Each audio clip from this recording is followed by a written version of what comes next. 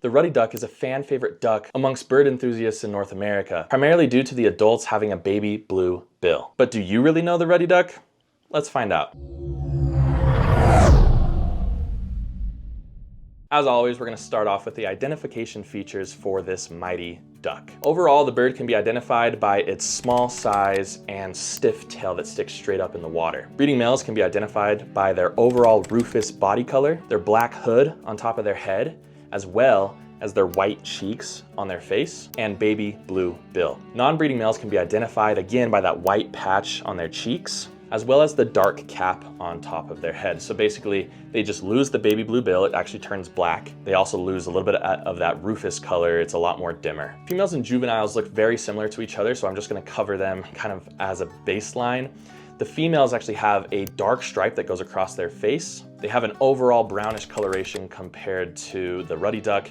And again, you just wanna look for that stiff tail. The Ruddy Duck's scientific name is Oxyura jamaicensis. I never say those right. Oxus means sharp point, and Ura means tail, so sharp point tail. The Jamaica or jamaicensis side of the scientific name is obviously for Jamaica, and typically that's because that's where the first specimens were described. It's a least concerned bird, meaning the populations are doing pretty well, and I actually think the populations are steadily increasing. Ruddy ducks can be found throughout the entirety of the United States, as well as going into Canada and Mexico just below. In the West, it can actually be found permanently year-round, as well as in Western Mexico, so it drops down there a little bit. You can find them in Canada during their breeding season, and they migrate through the Northeast and the Midwest. In the winter, you can actually find them all along the coast, so across our southern border of the United States, as well as on the western coast. They can also be found permanently on the Antilles Islands. Now, the Ruddy Duck relies on a whole bunch of different habitats for different seasons. During its breeding season, it actually looks for large wetlands, and specifically one of the most core regions of this bird. I think 86% of breeding Ruddy Ducks actually rely on this region, is the PPR, also known as the Prairie Pothole region. The PPR is primarily in the north central part of the United States, including Montana, North Dakota, South Dakota, Minnesota. It also bleeds into Canada, specifically in Alberta, Saskatchewan, and Manitoba. Ruddy ducks rely on marsh systems for breeding. They need that marsh system to be able to breed. During migration, Ruddy ducks can be found on a much wider variety of habitats, including large wetlands and larger bodies of water. For example, near me in the Great Basin area, and specifically the Great Salt Lake, 50 to 100,000 birds migrate through this region every single year. During the winter, Ruddy ducks are much more likely to go to coastal bays and be in brackish water. So in California, for example, I bird a lot at Bolsa Chica Ecological Reserve. This is an estuary, so you have the beach here, and then you have like a little bit of a wetlands here. The water's typically brackish because it mixes with a little bit of ocean water.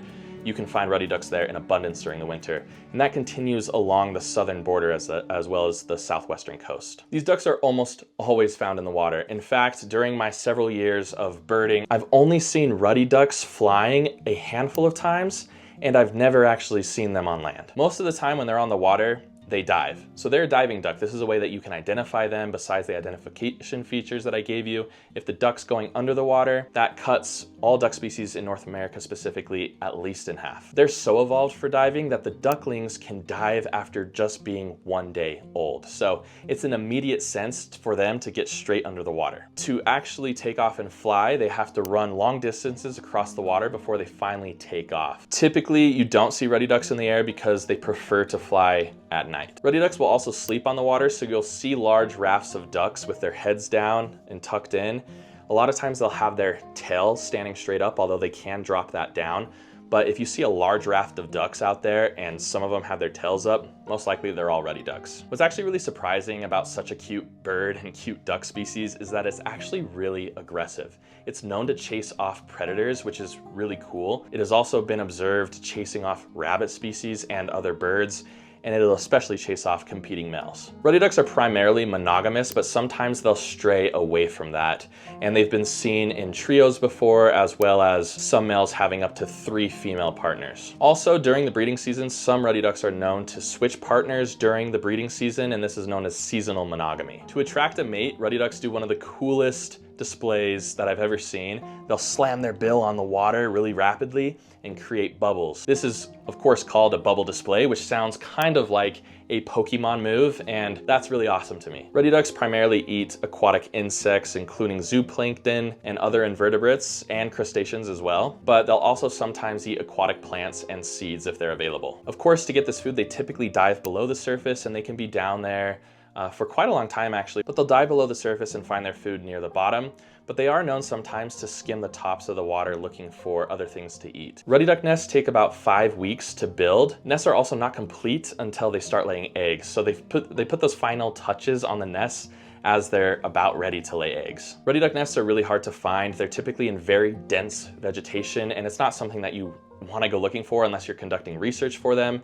In fact, in general, it's just a good rule of thumb to not approach any bird's nests unless you're an official researcher. Their nests actually look like woven little bowls, and they use dead plant material primarily to form these things. At the end, they'll add a little canopy on the top. So it's actually a pretty intricate nest, but again, it's tucked away in very deep vegetation, and it's hardly ever on dry land. It's mostly in that wet area, like in cattails, for example. They only have 1 brood per season, and if you don't know, a brood is how many times or sets of eggs they lay each year. It also lays the largest eggs in proportion to body size out of any duck. Their eggs are actually just pretty basic. They're just white, and when they first lay them, they have kind of a rougher texture to them, and that smooths out over time. Their clutch size, which, if you don't know, a clutch is how many eggs they lay per brood, is typically on average around 7 eggs. Ruddy ducks actually have quite a list of predators. It's pretty long.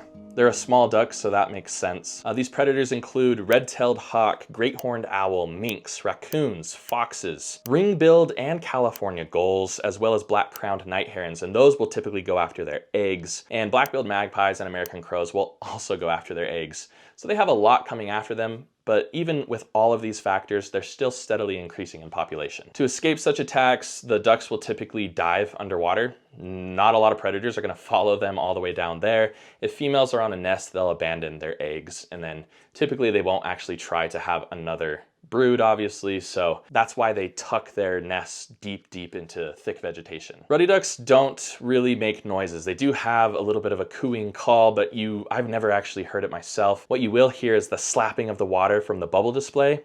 So that's kind of one sound that you can listen for if you can't physically see the ruddy duck for some reason. One other sound that they will have is the females and the ducklings will actually hiss if they feel threatened. So again, very cute and fluffy looking duck, actually terrifying. If you're a birder and you want to see this bird, you just need to go to bodies of water. During their breeding season, go to wetlands specifically, but in reality, you can find a ruddy duck at your local ponds. I've seen them on tiny ponds in California.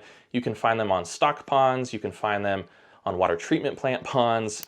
Anywhere where there's water, a ruddy duck could potentially show up. Ruddy ducks are also not super flighty birds. Like I mentioned, I've never seen them go up in the air. They'll typically dive and move to get away from you. Obviously, approach them with caution if you're trying to get photos. You never want to get too close to any bird out in nature. Typically, you want to let them come to you. So station yourself where the ruddy duck seems to be coming, and then just wait for it to come to you to get that photo. But they're not the most scared birds out there, so you can kind of find a healthy balance, especially if they're at a local park. They're definitely already used to humans. Here's some fun facts about the ruddy duck. A Pliocene fossil from 11,000 years ago has been found in Oregon, California, Virginia, and Illinois. So these birds have been around for quite a long time, over 10,000 years to be exact, and that's pretty incredible. Another bird that's been around for 11,000 years that we'll talk about in the future is the California condor.